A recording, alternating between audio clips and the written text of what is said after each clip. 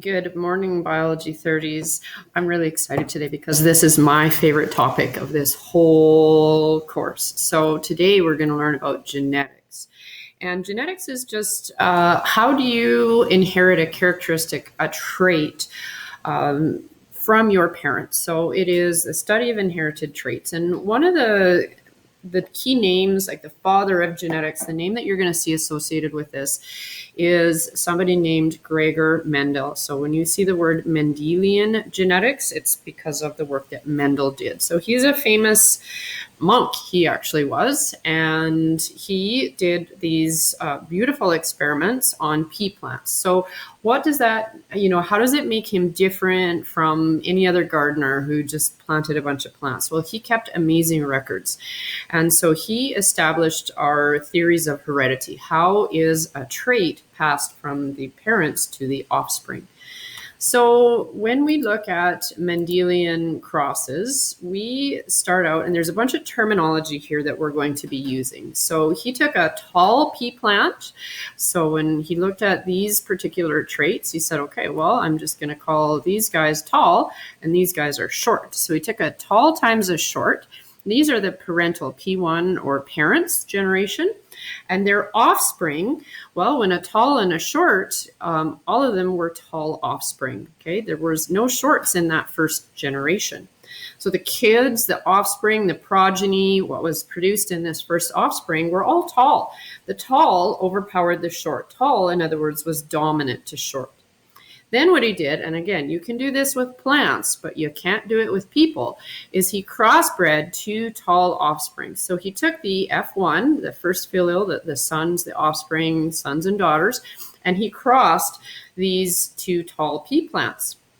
And then, to his surprise, he got in that second generation the F2. Well, actually, it's the third generation, right? First is parents, second is offspring, F2, the second filial. These are the grandkids. He got 3 tall for every 1 short. So the short reappeared after skipping a generation. They were completely not there at all in the offspring generation, the F1. All of a sudden, short reappears. What the heck? So he kept trying this. He's like, you know what? Let's try it again. So let's do it with purple and white, or yellow times green seeds, or green times yellow pods. And he kept coming up with the same ratio, this 3-to-1 ratio. So again, a ratio is telling you the number. It's a proportion, right? How many tall to the overall number. So if I had, and he counted, and this was what made his results phenomenal, right? He counted out 787 tall pea plants. And then what was the total number? Well, 787 plus 277, the total number, 787 divided by that total number, about 74%. How many short? Again, this is what made his results brilliant, is he counted out every single time he did this, whether it was tall or short, or purple or white, or yellow and green.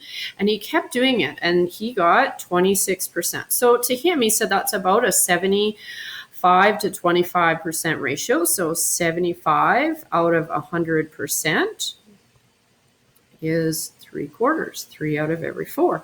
25 out of the 100 is 1/4. So that's how we got this 3-to-1 ratio. For every 3 of these guys, there was 1 of those.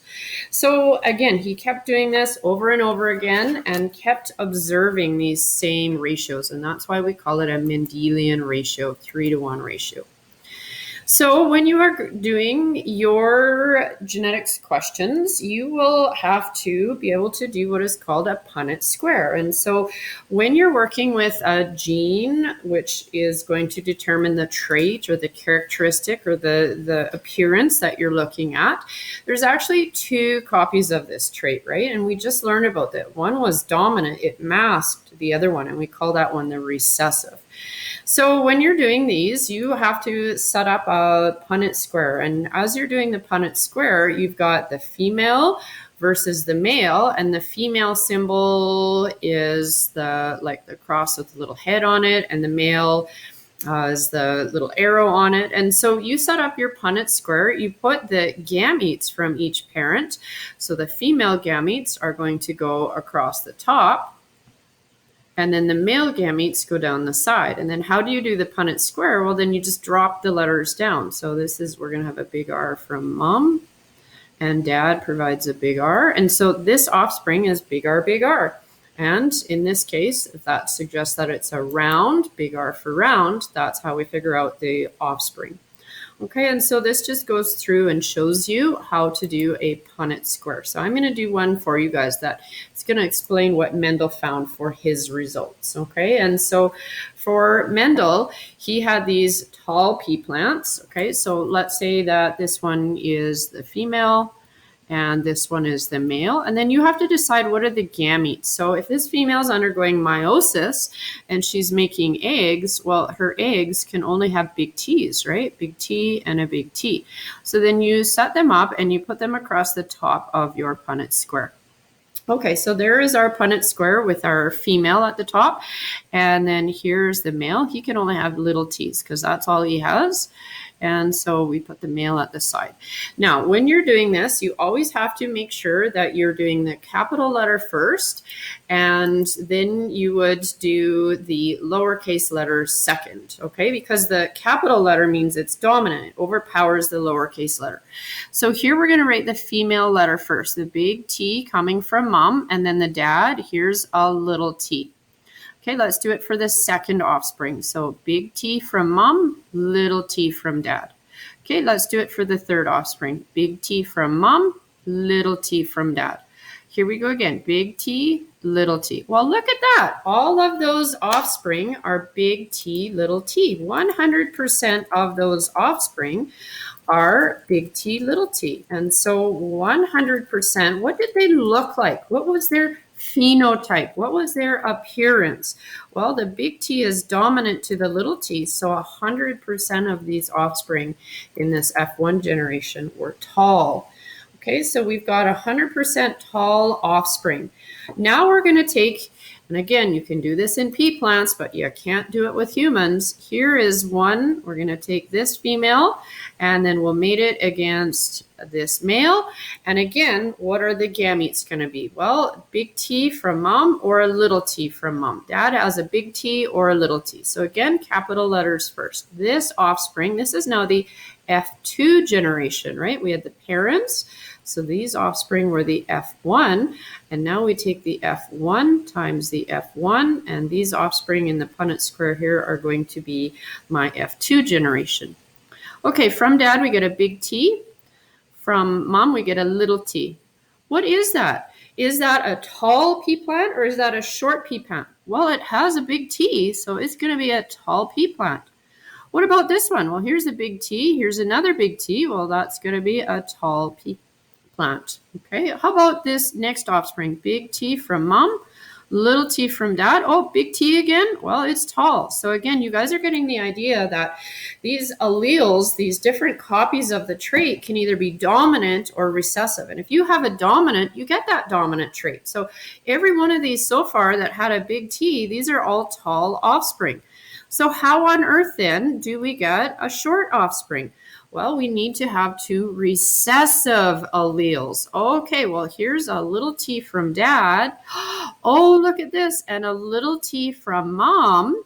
Okay, so now we're in business here. Little t, those are two recessives. There's no big T to make this a tall offspring.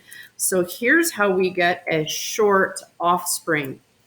Okay, so we have big T makes it a tall offspring. Little t is going to make a short offspring. So what are we seeing here? We're seeing the two different alleles, the two different forms or copies of this particular trait. We see the dominant allele, the big T, overpowers or overwhelms or, well, it just outperforms the little t. And the only time you get a recessive offspring is when you have two of the small letters together, two of the recessives. So this explains how did we get the three tall offspring? Well, count up How many are tall in this cross? We've got this guy is a tall one, this guy's a tall one, this guy's a tall one. That's how we got 3 tall offspring. What about that guy? Well, that guy is the one short, right? 1/4, 1 out of the 4 was short. 3 out of the 4 were tall. Were all of the tall the same? No, they weren't all the same. This guy has 2 big T's. 2 of them have a big T and a little t. And those are not the same. We have to use special words for those. And the words are homozygous and heterozygous. Okay, so once we're starting to talk about alleles here, we have some important terminology to talk about.